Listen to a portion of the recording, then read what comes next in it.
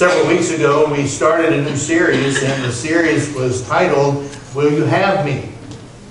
And we talked about going on a journey, kind of like going to the airport and taking all this baggage with us and going somewhere, because in this life, we usually are on a journey, are we not? Aren't we usually going somewhere, doing something, got plans, got aspirations? And we talked originally about this aspect of God is the one that pursues us. It's usually us doing something. I have plans. I have aspirations. I'm going to do this after church today. I'm going to go here next week. When it comes to a relationship with God, I'm going to read the Bible. I'm going to pray. I'm going to do all of these things in order to pursue this unknown, unseen God. But in reality,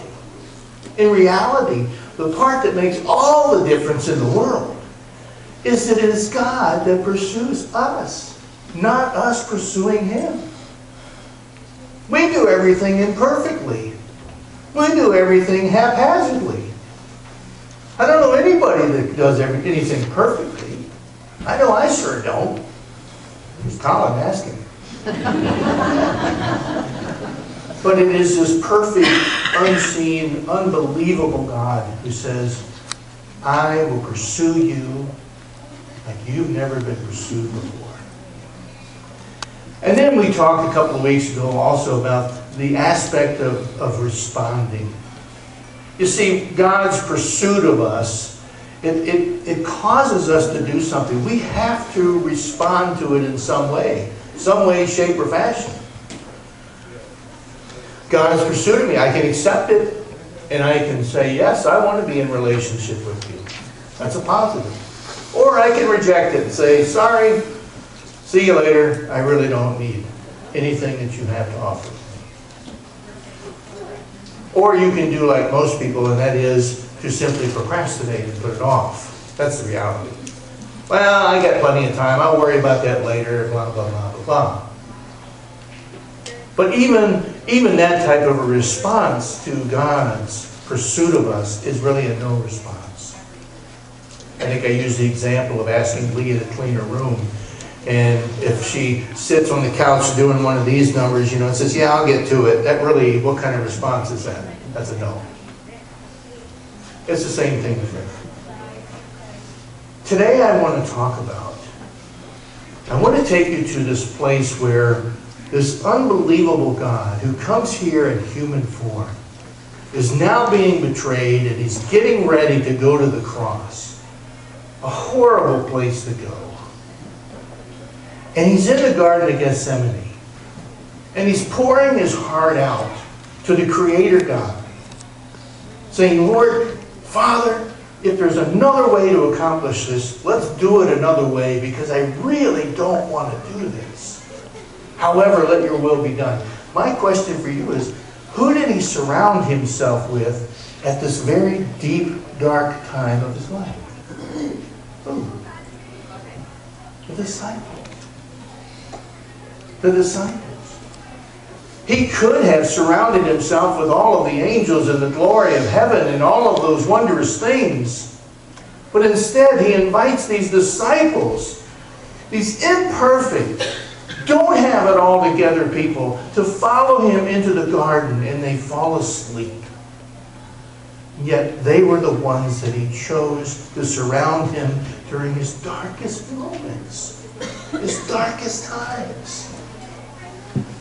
You see, it was this longing that Jesus had in his heart for relationship with these imperfect, goofed up people.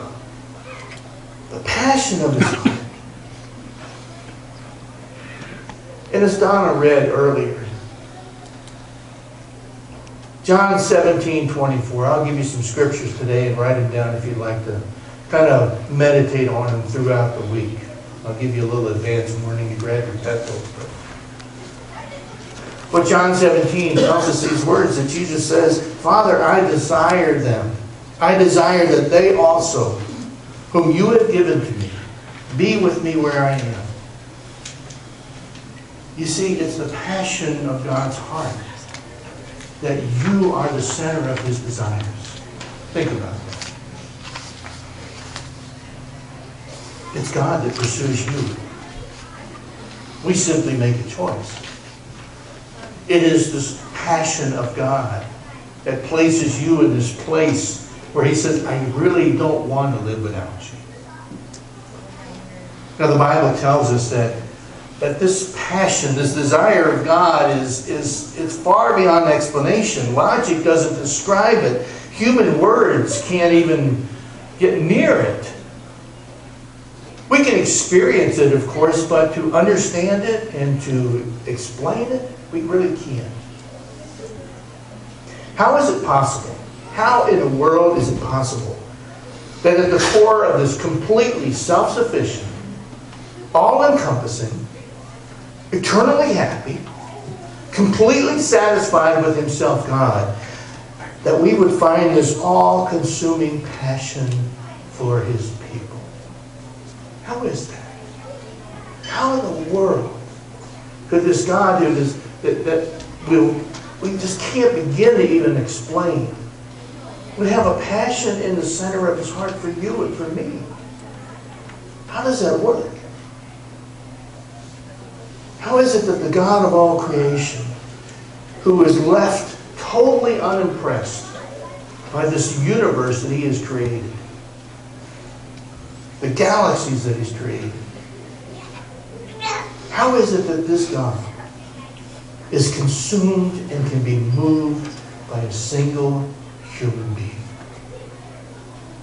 It's a mystery.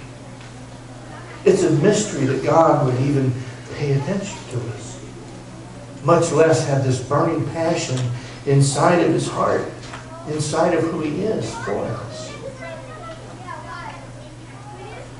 Psalm 149:4. For the Lord takes delight in His people. He crowns the humble with victory. Isaiah 65:19. I will rejoice over Jerusalem and take delight in my people. He takes delight in you. That should blow you away today. That this Creator God, again, He takes delight in you. I look at myself and I say, I don't see a whole lot here to be happy about, really. I don't see a whole lot here for God to take delight in. I'm far from perfect. Far from who I really want to be. Zephaniah 3:17, He will take great delight in you. And in His love, He will no longer rebuke you, but will rejoice over you with singing. Can you imagine God rejoicing over you, singing? What does that look like? How is it possible that God would choose something so weak and so imperfect, so broken, as the object of His pleasure? But it's you.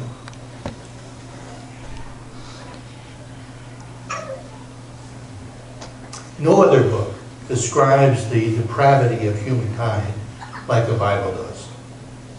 It's filled with all kinds of horrors. And yet in this same book, it tells us that we are the delight of the holiest of holies. Such a contrast. We're told in this book that we are dark and yet lovely. That comes from Psalms 1. We're told that we are sinful and gone astray from Romans 3. And yet we're also called the pearl of great price in the book of Matthew. You see the contrast here? God is showing us that you guys are so far from where I am, and yet at the same time, you are the center of all that I desire. You want to tell me there's no hope? You want to tell me that what's going on in your life is hopeless? No way. No way. As the center of the desires of this holy and precious and perfect God, there's all the hope in the universe. Again, as the one that enjoys the abundance of heaven, perfect satisfaction with Himself, why would He care about me? Why? It's a mystery. It's an absolute mystery. Isaiah 43 says that we are precious in His eyes. Again, using human language to express a divine love for each and every one of us. Job chapter 7 says that he is concerned about us. Psalm 139 again says that he knows me and searches me. Here's the one I like. Zechariah says in chapter 2, says we are the apple of his eye. Apple of his eye. And again, that he has a great desire for us from the book of John. You know, Psalms 8:4 sums it up for me. And Psalm 8:4 says this: O Lord, what is man that you are mindful of him? It really puts us in our place. We have this tendency to think that we are, you know, as they say today, all that. Not really. We aren't all that. And yet God still chooses to have at the center of his heart a desire for us. A desire that is strong enough for him to pay the price for our sin. Even pay the price for sin that will never be appreciated. People that are rejected, he still has the desire of his heart. Sacrifice for them. Can you imagine? Would you do the same thing? Would you sacrifice it all for someone that's simply going to reject you? You see, the imagery here is that God is so passionate about each and every one of us. He can't help himself. He can do all things, of course, but his love and his compassion and his passion and his desire to be an intimate relationship with each person here is so strong, he can't stop. He will do whatever it takes. He will do whatever needs to be done. He will endure whatever has to happen. And Jesus showed us that at the cross. He showed us that night in the Garden of Gethsemane, when he surrounded himself with those that he chose to be friends with, those that he loved dearly. When he surrounded himself with imperfect people like you and I, that would reject him from time to time, that would walk away, that would ignore, that would misunderstand. All of the crazy things that we do as people, Jesus said, you know, I put all of that aside for the sole purpose of being in relationship with you. I don't know any better news. I really don't. As I said at the beginning of this series, usually every year we celebrate the birth of Jesus, and I take nothing away from that. It's the greatest event in human history, the birth of Christ. But the thing that we should celebrate just as much, if not more, is the fact that God is so passionate about each and every person here that he chose to give it all up and come here for the sole purpose of being in a relationship. Is there anything you wouldn't do for one of your kids? And all the parents, I want to ask you that. Is there anything you wouldn't do for them?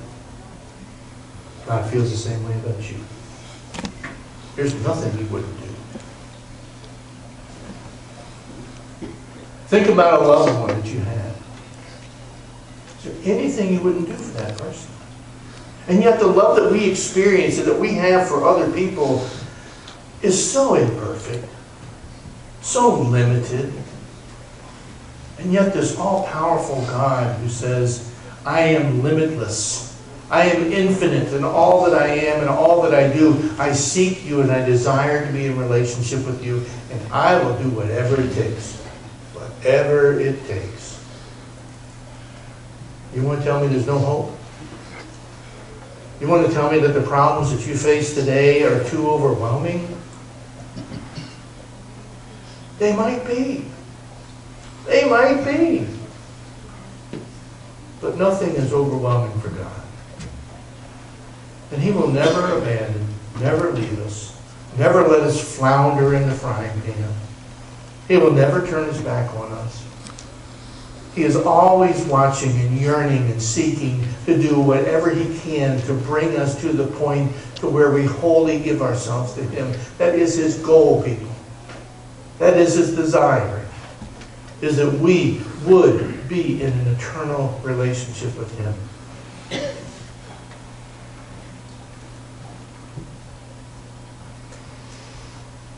So back to 2 weeks ago, how do you respond? How do you respond to this? How do you respond to this pursuit that God has made on your life? Some of you are probably saying, well, I responded well, I think. Some of you might be saying, I'm not sure yet. And that's okay. Listen to me.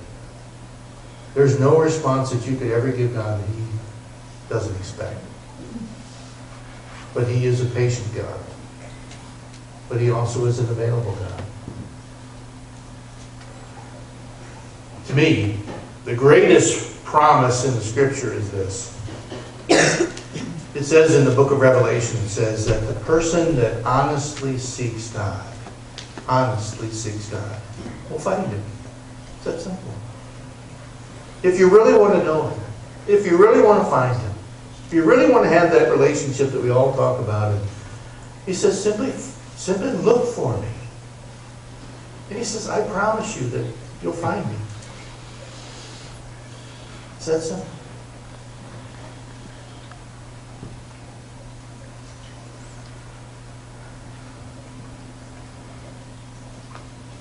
We celebrate tremendous news during the Advent season.